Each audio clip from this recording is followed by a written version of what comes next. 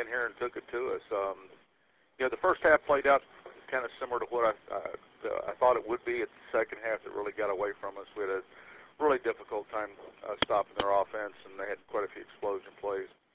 In our offense right now, we're somewhat disjointed. We've got a lot of guys that are not playing for us right now, not quite the same team we were several weeks ago in relation to who we're playing with, and it made it a little bit more difficult, I think, especially in the second half after we lost to Jalen Holly in the first half, one of our receivers, which is the group that's been hit the hardest.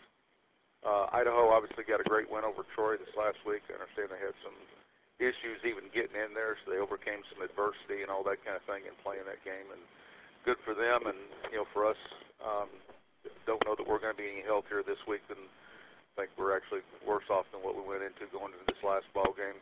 And so our young players have got to step up and handle the travel and handle all those other kinds of things that maybe they're not quite as acclimated to.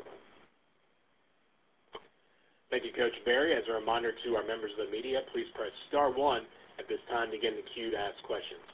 Coach, before we get to questions, I want to ask you about the Appalachian State game. Were you encouraged at all by the first quarter and first half of play where your offense was clicking, and especially on the first drive when you went down and got a touchdown? Well, yeah, I think the first half played out pretty well. We're 6 of our top 8 receivers are now out of play, and in the second half, some structural changes by Appalachian State, and just those guys not maybe used to playing that many snaps. A couple of them were on scout team the week before, and just don't have those experiences with the quarterback. And I think in the second half, when their offense went down the field and scored there to open the half, and made it a 17-point gain, we went 3 and out. Then they made it a 24-point game. We had to start kind of throwing the ball around. It took us completely out of our offensive game plan.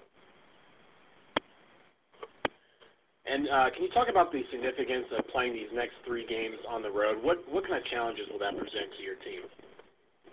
Oh, I mean, it's going to be a little bit different for some of these younger players. We're going to have some players that, because of the injuries, haven't traveled with us before, which is kind of unique going into this late in the season, but it is what it is. And so they'll have to kind of grow up in some of those experiences.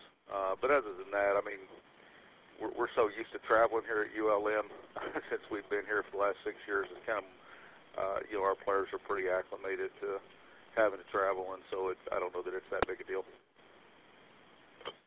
And last year against Idaho, your team scored the game-winning touchdown with 9 seconds remaining. Do you see this year's game being similar to that one? I don't have a clue right now with this team. We're like to see us play better on defense than what we're playing. That's where our maturity's at, and kind of lean on that group. He even said that early on at the start of the season. Offensively, we're just again having to try to grow up some younger players, and so you never know exactly how they're going to handle experiences and situations, and so trying to predict games anymore becomes really difficult because it's kind of who you're playing with, and right now, I think especially on offense, we've got kind of some unique things that are happening to us, and we just have to handle it.